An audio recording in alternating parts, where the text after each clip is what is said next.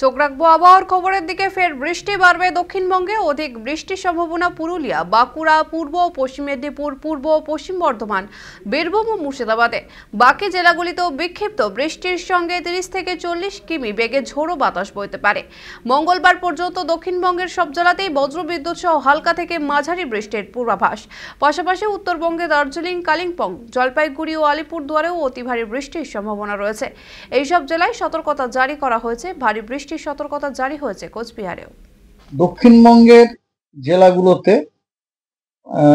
প্রথম দিকের কয়েকদিন, আজ এবং কাল, এই দুদিন দক্ষিণবঙ্গের সব জেলাগুলোতেই অধিকাংশ স্থানে হালকা এবং মাঝারি ধরনের বৃষ্টি হওয়ার সম্ভাবনা আছে। তৃতীয় দিন অর্থাৎ 9 তারিখে আপনার দক্ষিণবঙ্গের জেলাগুলোর অনেক স্থানে হালকা মাঝারি বৃষ্টিপাত হওয়ার সম্ভাবনা আছে।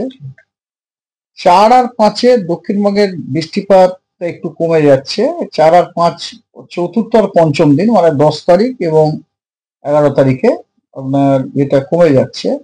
কমে গিয়ে সেখানে জেলাগুলোতে কিছু কিছু স্থানে আপনার হালকা মাঝারি বৃষ্টিপাত হওয়ার সম্ভাবনা রয়েছে।